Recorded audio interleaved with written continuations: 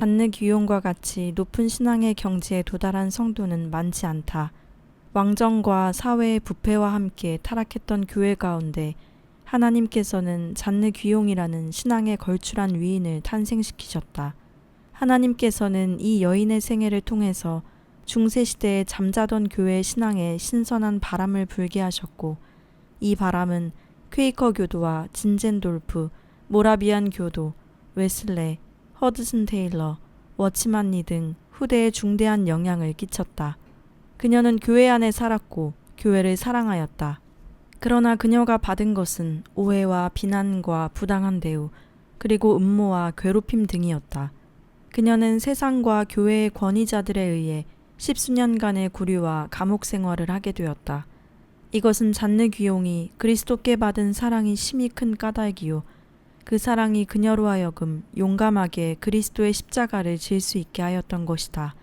결국 주님께서 주신 사랑과 고난의 은총에 온전히 반응함으로 그녀는 중세교회 속에서 그리스도를 밝게 비추는 신앙의 등대가 되었던 것이다. 출생과 유년 시절. 잔느 귀용은 1648년 4월 18일 프랑스의 루이 14세 때 파리 남쪽의 몽타리그에서 부유한 귀족 가문에서 태어났다. 그녀의 부모님은 두 분 다 재혼한 분들이었고 양쪽 모두 첫 번째 결혼을 통해서 자녀들을 두었다. 잔느 귀용을 핍박하는데 끝까지 앞장섰던 사람은 바로 그녀의 의붓 오빠인 라모트 신부였다. 그녀는 임신한 지 7개월 만에 태어났기 때문에 매우 오랫동안 병약하였다. 그녀는 어머니로부터 사랑을 별로 받지 못하고 자랐다. 어머니는 그녀보다 남동생을 더 사랑하였다. 잔느의 어머니는 종교나 자녀 교육보다는 사교계나 자선사업에 관심이 더 많았기에 그녀는 어려서부터 수녀원에서 자라야만 했다. 반면 잔느 귀용의 아버지 클로드 보비에 드 라모트 씨는 매우 독실한 종교인이었고 상당한 인격자여서 지역사회에서 존경받았고 딸 잔느를 무척 사랑했다. 본래부터 종교적 심성이 남달리 깊었던 잔느는 아주 어린 시절부터 시작된 수녀원 생활을 통해 하나님을 체험하게 되었다. 그나마 수녀원 생활도 병과 다른 사정에 의해 자주 옮기게 되었는데 이는 되게 고통스러운 것이었으나 그녀는 자주 바뀌는 환경 속에서도 변하지 않으시는 하나님을 사모함으로 나아갔다. 하나님께서는 어린 잔느에게 지옥의 꿈을 꾸게 하셨다. 잔느는 지옥에서 받는 형벌의 무시무시함과 자신의 자리도 그곳에 있음을 보고 슬피 울며 하나님께 부르짖었다. 나의 하나님, 제게 자비를 베푸소서. 저에게 조금만 더 생명을 연장시켜 주옵소서. 그러면 다시는 주님을 거역하지 않겠습니다. 하나님께서는 이러한 어린아이의 부르짖음에 힘과 용기를 불어넣어 주셨다. 그녀는 자신의 꿈과 죄를 신부님께 고백드렸다. 그런 후에 그녀의 가슴 속에서는 순교의 고난을 당하고 싶은 열망이 생기게 되었다. 하나님께서는 수녀원에 같이 있던 소녀들로 짓궂게 그녀의 순교 열정을 시험하였는데 잔느는 친구들과의 순교자 놀이에서 준비해 놓은 순교시키려는 큰 칼 앞에 무너지고 말았다. 잔느는 이날 이후 자신의 신실치 못함에 오랫동안 울적하였고 자주 알아 누웠다. 어린 잔느는 예수님께 작은 희생이라도 봉헌하기를 좋아했다. 그래서 수녀원에 있는 아기 예수 봉헌재단 뒤에 몰래 그녀의 아침 식사를 숨겨두었다. 끼니를 굽는 것은 어린아이에게 있어서 대단한 희생이었다. 잔느가 13살 때 그녀는 수두를 알아 3주간 격리된 채 혼자 누워 있었다. 그때 잔느는 방 한 구석에 있는 성경책을 발견하게 되었는데 이것은 하나님의 섭리였다. 고독한 잔느에게 위로가 될 만한 것은 성경뿐이었다. 그녀는 밤낮 성경을 읽었다. 그리고 성경의 내용들은 그녀의 마음속에 깊이 박히게 되었다. 훗날 그녀가 쓴 책들에 인용된 수많은 성경 구절은 바로 이때의 기억을 바탕으로 쓰여지게 된 것이다. 잔느에게는 자크라는 남동생이 있었는데 어머니는 남동생을 편애하므로 잔느는 많은 상처를 받았다. 심지어 그녀가 아플 때도 남동생이 달라고 하면 어머니는 어떤 것이라도 그녀에게서 빼앗아 동생에게 주곤 하였다. 기세등등한 자크는 누나인 잔느를 마차에서 밀어 떨어뜨리고 어떤 때는 심하게 때리기도 했다. 그러나 주위 사람들 또한 어머니의 편애로 인해 남동생의 잘못을 눈감아 주었다. 그녀의 건강은 점점 나빠졌고 그녀의 마음도 삐뚤어지게 되었다. 그녀는 점점 심술궂어졌고 거짓말을 하고 화를 잘 내게 되었다. 그녀 스스로도 자신이 착해질 기미가 보이지 않자 자포자기에 빠지게 되었다. 나는 결코 착한 사람이 될 수 없어. 그러나 하나님은 결코 그녀를 포기하지 않으셨다. 오히려 잔네의 실패를 그녀를 변화시키는 데 도움이 되는 균형추로 선용하셨다. 그리스도의 의를 세우시기 위하여 인간의 의를 완전히 무너뜨리는 작업을 성실히 진행하신 것이었다. 잔네는 나이에 비해 성숙하였고 자랄수록 미모인 어머니를 닮아갔기에 그녀의 어머니는 그녀를 잘 치장시켜 데리고 다니기를 좋아했다. 잔느도 치장하고 어머니를 따라가는 것을 좋아했다. 그것은 그녀에게 있어 교만과 허영의 근원이 되었던 것이다. 그러던 어느 날 그녀의 사촌이 베트남으로 선교를 떠나는 길에 그녀의 집에 방문하였다. 사촌이 떠난 후 사촌의 위엄과 그가 말한 이야기들이 그녀의 가슴에 깊숙이 박히게 되었다. 그녀는 밤새도록 울었다. 그리고 아침 일찍 신부님을 찾아가 그동안의 행실과 괴로움을 토로하였다. 그날 이후로 그녀의 삶은 변화되기 시작하였다. 점점 유순하여졌고 생활도 규칙적이게 되었다. 잔느 귀용은 그때의 은혜를 훗날 다음과 같이 고백하였다. 하나님, 제가 주님께 온전히 마음을 드렸을 때는 왜 제 마음을 완전히 차지하지 않으셨습니까? 그리고 왜 주님께 다시 반항하도록 내버려 두셨습니까?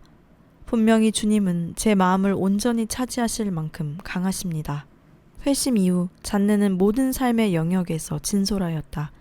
알고 있는 모든 죄를 뉘우치며 눈물로 정직하게 고백하였다. 하나님께서 자신의 전 영역을 정복하실 수 있도록 의지를 온전히 드리기를 기도했다. 물론 온전히 드리지 못한 부분도 약간은 남아 있었으나 하나님께서는 그녀를 인도해 가시었다. 마음속에서 일어나는 아주 작은 어떤 분노나 교만이나 지극히 작은 죄까지도 철저히 다루어 나가셨다. 잔느의 기도 생활에도 많은 변화가 주어졌다. 종교적인 의식을 지켜나갔고 기도와 독서를 위해 하루 종일 침묵하기도 했고 가난한 사람들에게 가진 모든 것을 나누어 주었다. 심지어 식탁보까지 그들의 집에 갖다 주었다. 성 프랜시스 샬레시오의 책을 통해 영적인 기도가 무엇인지 배웠고 지도 신부에게 그러한 기도를 가르쳐 달라 했으나 받아들여지지 않았다. 기도에 갈급하였으나 뜻대로 이루어지지 않았기에 그녀는 오랫동안 꾸준히 하나님께 전심으로 기도의 은사를 달라고 간청하였다. 어느 날 샹딸 부인의 생애에 대한 책을 읽던 중 너의 마음판에 나를 봉인으로 새기라 는 말씀을 듣고 달구어진 다리미로 예수님의 이름을 가슴에 새긴 샹딸 부인의 행실을 보고 그녀도 사모하는 예수님의 이름을 종이에 쓴 뒤 바늘로 내 귀퉁이를 살가죽에 꿰매서 붙이고 다녔다. 그 종이는 그 후로도 오랫동안 붙어 있었다. 이 일이 있은 후 잔느는 수녀가 되기로 마음에 작정을 하였다. 하지만 부모님의 반대로 그의 결심은 무산되고 말았다. 그리고 아버지의 소개로 친척 중 한 분을 소개받게 되었는데 그는 매우 교양 있는 젊은 신사였다. 잔느는 그 신사와 연애를 하게 되었다. 잔느는 그와의 시간을 갖기 위해서 기도를 중단해야만 했다. 이것은 사단에게 틈을 허락한 계기가 되었다. 그녀의 영은 점차 기도의 양분을 섭취하지 못한 채 시들어갔다. 하나님께 대한 그녀의 가슴은 냉랭해져만 갔고 과거의 나쁜 습관과 교만과 자기애착이 슬그머니 고개를 들기 시작했다. 그녀는 이때의 심정을 다음과 같이 고백하였다. 기도는 사탄이 침입할 수 없는 요새입니다. 사탄은 그 요새 주위를 포위하고 공격하며 소란스럽게 합니다. 그러나 우리가 충실하고 굳게 지키는 한 사탄은 우리를 해칠 수 없습니다. 결혼식 후 시댁에 도착하자마자 잔느는 그곳이 그녀의 초상집이라는 것을 깨달았다. 결혼 당시 잔느의 나이는 16세였다. 시댁 식구들의 생활 방식은 친정집과 전혀 달랐다. 전에 친정에서는 점잖게 행동하고 말도 예의 바르게 해야 했다. 그러면 아버지는 그런 그녀를 칭찬해 주었다. 하지만 시댁에서는 누구도 그녀의 말을 들으려 하지 않았고 오히려 반박하면서 그녀의 결점만 들추어내려 했다. 또한 친정에서는 자유롭게 질문하라고 격려받았으나 시댁에서는 질문하고 이야기하면 논쟁하려 든다고 책망을 하였다. 그녀는 남편과 함께 있을 자유도 없었기에 점차 생기를 잃고 바보가 되어갔다. 이러한 시련은 그녀로 하여금 하나님을 향하도록 해주었다. 그녀는 그동안 살아오면서 행하였던 모든 것을 정직하게 고백하고 통회하는 시간을 갖기 시작하였고, 적어도 결혼한 후에는 의도적으로 죄를 짓지 않도록 마음먹었다. 그리고 다시 기도를 통한 주님과의 대화를 하기 시작하였고, 더 이상 하나님을 거스르지 않으려 노력하였다. 그러나 여전히 그녀에게는 허영심이란 끈질긴 죄의 욕구가 따라다녔다. 그때까지만 해도 아직까지 잔느는 그녀의 허영심의 본질을 꿰뚫을 만큼의 빛 가운데 거하지 못하였기 때문에 표면적인 주님과의 관계에 머물러 있을 뿐이었다. 잔느의 결혼 생활을 어렵게 한 것은 실상은 그녀의 허영심을 기초한 범죄들이었다. 병중에 있을 때는 인내의 훈련을 받는 듯 하였으나 건강을 회복함에 따라 다시 허영심은 고개를 들었다. 매우 드물기는 하였으나 그녀는 사람들에게 예쁜 손을 보이려고 장갑을 벗고 다니는 어리석은 짓을 하기도 하였다. 그렇게 하고 나면 집에 돌아와 그녀는 하나님 앞에 울면서 회개하였다. 하나님께서는 이런 그녀의 허영심을 극복하게 하기 위하여 시어머니와 더불어 그녀를 함부로 대하였던 하녀를 붙여주셨다. 잔느는 주님의 인도하심을 이해하였고 순응하기를 원하였기에 머리 모양도 평범하게 바꾸었고 화장도 하지 않았으며 거울도 들여다보지 않으려 하였다. 독서 또한 적은 양의 영서들로만 제한하여 읽었다. 하녀가 그녀의 머리를 빗기는 동안 그녀는 허영심의 욕망을 포기하고 하녀의 손에 모든 손질을 맡기고 하녀의 영적 향상을 위하여 큰 소리로 책을 읽어주었다. 그러면서 잔느는 전보다 훨씬 허영으로부터 자유로울 수 있었다. 하나님에 대한 사랑에 비해 뽑히지 않는 허영심과 매일 억압된 생활의 교차 속에 그녀는 마침내 큰 병을 얻었다. 이 병은 오래 지속되었고 점점 심해져서 의사도 절망적인 선언을 하였다. 주위의 모든 이들이 슬픔 속에 잠겨 있을 때 유독 그녀의 죽음에 무관심한 것은 오직 그녀 자신뿐이었다. 그녀는 아무런 두려움 없이 죽음을 받아들였고 죽음이 임박했을 때도 담담하였다. 하나님은 이런 그녀에게 기적적으로 건강을 회복시켜 주셨다. 이 사건은 그녀로 하여금 큰 고통을 참아내는 인내심을 얻는 것 외에 세상의 모든 것이 얼마나 허무한 것인지를 체험하게 하였다. 그 후로 그녀는 전보다 더욱 달갑게 고통을 받아들이게 되었다. 오랫동안 쇠약했던 잔느는 점차 건강을 회복하였다. 당시 그녀는 하루 2번 기도하는 것을 의무적으로 실행하였고 자신을 이겨내기 위하여 부지런히 자신을 성찰하였다. 또한 가난한 사람들의 집에 방문하여 그들과 함께 고통을 나누었다. 하지만 그때까지도 그녀는 주님을 섬기는 데 부족함이 많았다. 주님을 향한 사랑과 인간적 사랑이 물과 기름처럼 섞여 있었던 것이다. 그러던 중 한 아가씨가 친정집에 오래 머물게 되었는데 잔느는 그 아가씨와의 신앙 교제를 통해 단순한 기도에 대해 알게 되었다. 그 아가씨의 지속적이고도 단순한 기도는 그녀의 마음을 매혹시켰다. 잔느는 끊임없이 묵상하고 소리내어 기도하고 기뻐하고자 애썼으나 그 어떤 노력으로도 진실하신 하나님을 느낄 수 없었다. 실상 그것은 단순함 가운데서만 경험되어지는 것이었기 때문이다. 잔느를 더욱 단순한 기도로 나아가게 도와준 분은 그녀의 사촌 오빠였다. 그는 잔느에게서 죄를 미워하는 마음을 발견하자 잔느를 커다란 사랑으로 품어주었다. 그는 단순하게 기도하는 법을 그녀에게 가르쳐주고 싶어 했으나 그녀는 아직까지 그것을 받아들일 단계가 아니었다. 마침내 하나님께서는 성 프란치스코에 있는 경건한 한 사람을 친정으로 보내심으로 잔느의 눈을 열어주셨다. 친정 아버지의 소개로 만나게 된 이 사제는 처음에는 주저하였으나 잔느의 기도에 대한 어려움을 듣고 난 뒤 말을 꺼냈다. 부인, 그것은 부인께서 안에 있는 것을 밖에서 찾으려고 하기 때문입니다. 마음 안에서 찾으십시오. 그러면 하나님을 발견하게 될 겁니다. 그의 말은 잔느가 수년 동안 찾았던 무엇인가를 떠오르게 하였고 발견하게 하였다. 그것은 잔느 자신이 부유한 가운데 영적으로는 빈곤하였고 연일 이어지는 잔치상 가운데 그의 영혼이 굶어 죽을 지경에 이르렀다는 것. 그리고 그녀가 찾던 주님은 정작 단순한 기도 가운데 임하시는 풍요로우신 주님이었다는 사실이다. 잔느는 자신 안에 거하시는 주님의 임재 가운데 단순한 기도를 드리기 시작하였다.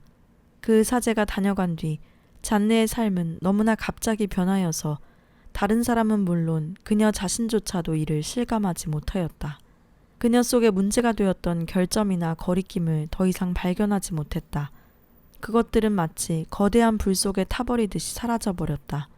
그 후로도 그 신부는 잔네의 영적 지도자가 되어주었다. 이는 그녀를 신앙의 거목으로 이끄시려는 하나님의 치밀한 배려였던 것이다. 잔네에게 주어졌던 것은 어떤 황홀경이나 환상이 아니라 기도였다. 황홀경은 순수하지 못할 수도 있고 착각이나 마귀의 속임수에 빠질 위험도 있다. 환상 또한 주님과의 참된 연합을 이루게 하지는 못한다.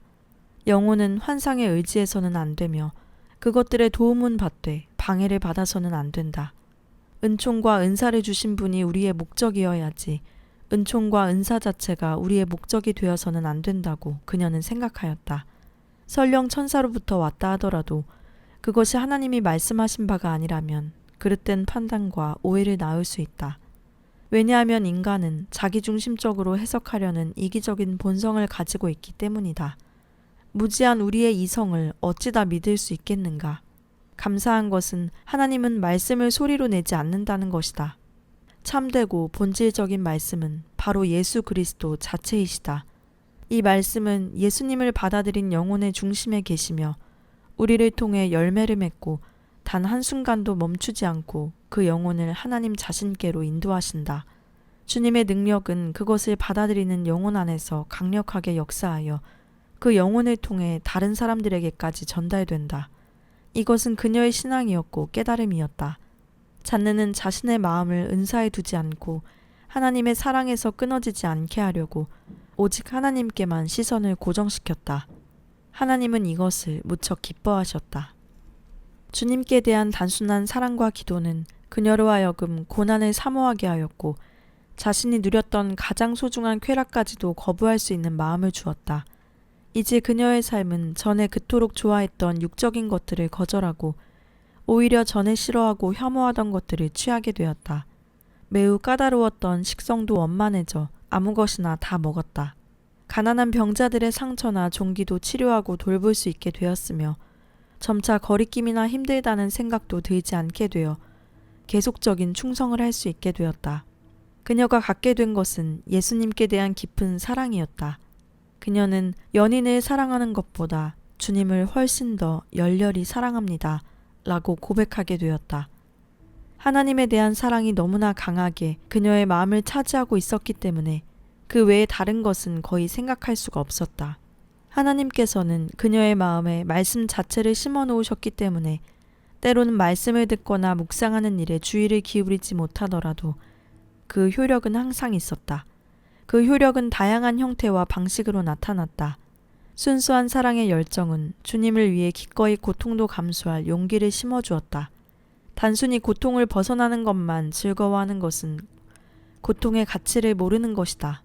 하나님의 거룩한 정의가 이루어지기를 바라는 사람은 주님의 고통에 참여함으로 하나님의 공의를 성취한다.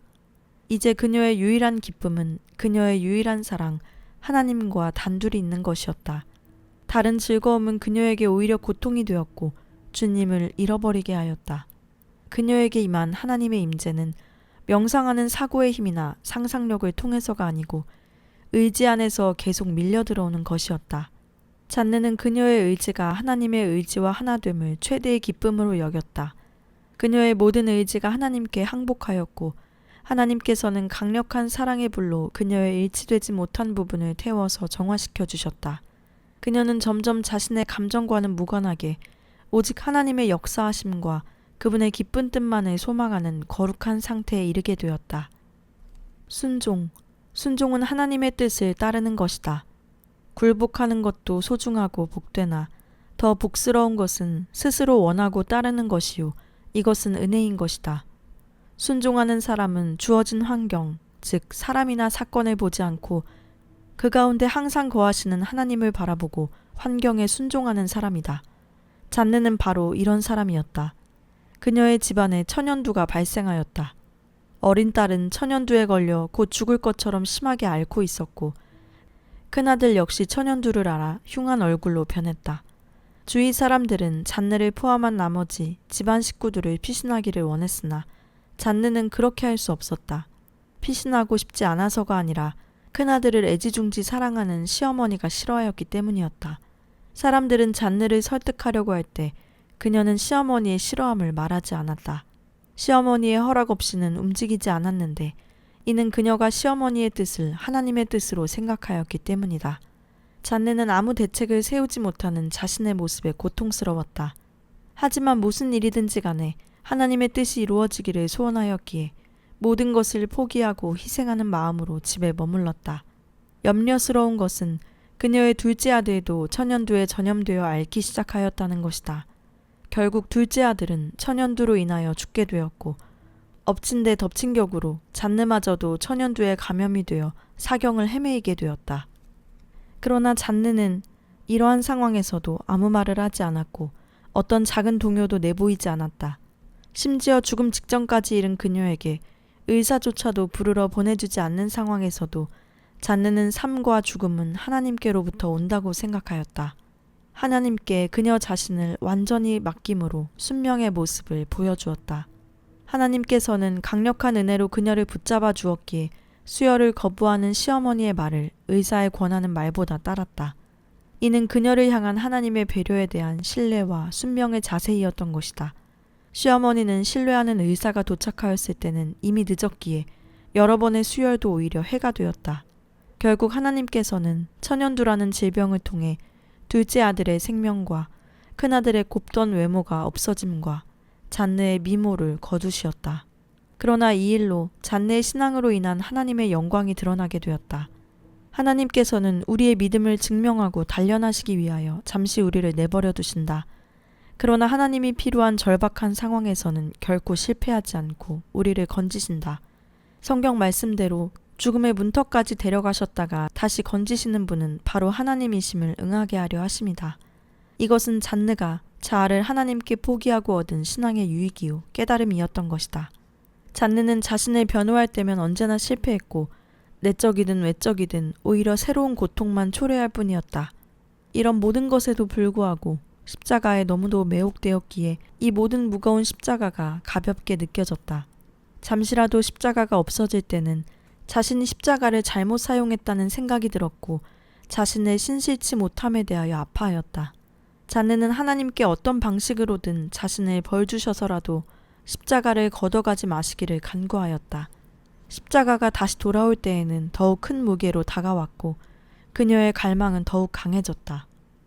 이러한 과정을 통해서 그녀가 하나님께 받은 좋은 교훈은 하나님께서는 십자가를 갈망하는 사람의 능력에 맞추어 그에게 맞는 십자가를 주신다는 것, 또 주시는 모든 환경 속에서 감사해야 한다는 것이다. 십자가가 없는 상태나 십자가를 갈망하는 부족한 상태가 풍족한 상태보다도 더 유익하다는 것을 이해하기 시작했다. 풍족할 때는 자기애를 살찌운다. 그러면 우리 자신은 결코 죽을 수 없게 되는 것이다. 자기애는 너무도 간교하고 위험하게 모든 것 속에 숨어 있었다. 그녀의 십자가와 어둠의 터널을 통과하는 속에서 가장 방해가 되는 것은 그녀의 서두르는 태도였다. 잔느는 점차 자신의 조급한 마음과 인내치 못하는 마음을 다스리시는 하나님의 손길을 뚜렷이 느끼기 시작하였고 그 손길에 자신을 맡기게 되었다. 잔느는 하나님께 빚지는 것을 기뻐하였다. 하나님께 모든 것을 빚지고 있다는 사실은 그녀가 비참할 때도 그녀를 만족스럽게 하였다. 그렇기 때문에 그녀는 스스로를 의지하며 그 비참함을 끝내려 하기보다는 모든 것을 포기한 상태에서 평생을 견디려 하였다. 그렇다고 해서 그녀는 모든 사람이 그녀와 같이 행동할 것을 충고하지는 않았다. 잔느에게 나타나신 하나님의 놀라운 역사는 주께서 어두움과 죽음의 영역까지 인도하려고 작정하신 사람들에게는 인도자가 전혀 없는 것 같다. 그래서 마치 주께서 파괴하시고자 함 같이 보였다. 이러한 과정을 통해서 하나님께서는 잔느에게 남아있는 자기애를 없애갔다. 잔느처럼 이 과정을 통과하는 사람에게 있어서 하나님은 구원하시기 위하여 부른 것이 아니요 파괴하시기 위하여 부르신 것처럼 보인다. 잃은 양을 찾기 위해서가 아니라 더 잃게 하기 위해서 부른 것 같아 고통스럽다. 하나님께서는 파괴된 것을 다시 세우길 기뻐하시고 세워진 것을 다시 파괴하길 즐겨하신다. 하나님께서는 인간의 큰 수고와 기술로 세워진 성전을 허무시고 인간의 손으로가 아닌 기적으로 하늘에 영원히 있을 집을 세우신다. 이것은 하나님의 지혜인 것이다. 이 지혜에 대하여 잔느는 이렇게 증언하였다. 하나님 외에 누구에게도 알려지지 않은 측량할 수 없는 지혜의 비밀이여, 단지 며칠간 피었다가 사라지는 인간이 그 비밀을 알려고 열중하고 있다니요. 누가 하나님의 마음을 알며 누가 하나님의 상담자가 되겠습니까? 그것은 모든 것에 대해 죽음으로써만, 그리고 자아를 완전히 잃어버림으로써만 알 수 있는 지혜가 아닌지요. 잔느는 모든 것을 잃은 상태로 거의 7년이란 시간을 보냈다. 하나님께서는 이 기간에 사랑하는 딸과 아들과 아버지, 그리고 영적 어머니와 조력자 모두를 잃게 되었다. 마치 느부갓네살 왕처럼 짐승들 사이에서 살도록 버려진 것 같았다. 한탄스러운 세월이었지만 하나님의 지혜로 유익한 시간이 되었다. 당시 그녀는 공허하고 어둡고 무력한 상태에 있었고 그녀의 기도는 메마르고 아무런 결실이 없는 것처럼 보였다. 그러나 실상은 효력이 있고 헛되지 않았던 것이다. 하나님께서는 우리에게 최선의 것을 주신다. 그것이 우리가 기뻐하는 것이나 바라는 것이 아닐지라도 그것은 하나님께서 지혜의 안배에 따라 정확한 때에 가장 적당한 것으로 채워주시는 은총인 것이다. 이러한 진리를 확신한다면 어떠한 고난도 불평하지 않을 것이다. 잔느는 우리에게 영혼을 살아가는 방법을 제시해 준다. 우리가 하나님의 영을 순전히 의지할 때 모든 것이 놀랍도록 우리에게 주어집니다. 우리 자신의 연약함도 그분 안에서 겸손의 근원으로 입증됩니다.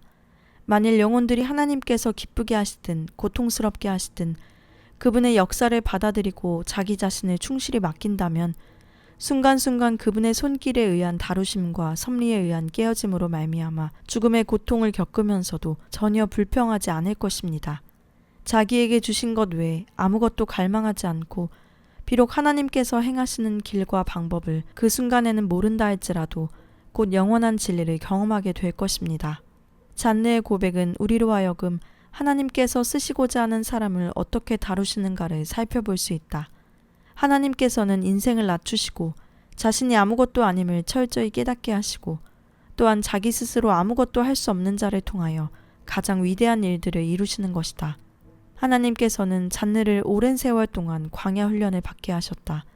비록 당시에는 그녀가 알지 못했다 할지라도 잔느는 하나님께 쓰실 만한 그릇으로 만들어져 가고 있었다. 결국 잔느는 이 과정을 통해서 세상의 가치관을 가지고 볼 땐 실로 보잘것없는 사람이 되었다. 그녀는 자신을 위한 꿈도 미래도 소망도 목표도 잃게 되었다. 이제 남은 것은 다만 하루하루 그녀에게 주시는 하나님의 어떠한 손길이라도 하나님의 선하심을 믿는 마음으로 감사함으로 받아들이는 것뿐이었다. 그러기에 그녀는 어떠한 반대 세력이 온다 할지라도 슬퍼하거나 노하지 않을 수 있게 되었다. 왜냐하면 그녀가 행하고자 하는 일은 모두 하나님께서 시키시는 일이요. 그녀는 단지 주의 뜻이 이루어지이다 라는 믿음으로 순종할 따름인 것이다. 즉 모든 환경은 다만 하나님의 경륜을 따라 진행되는 것뿐이다. 이제 더 이상의 걱정과 두려움은 주 안에서 잊혀진 것이다. 이것이 영혼을 살아가는 방법이다.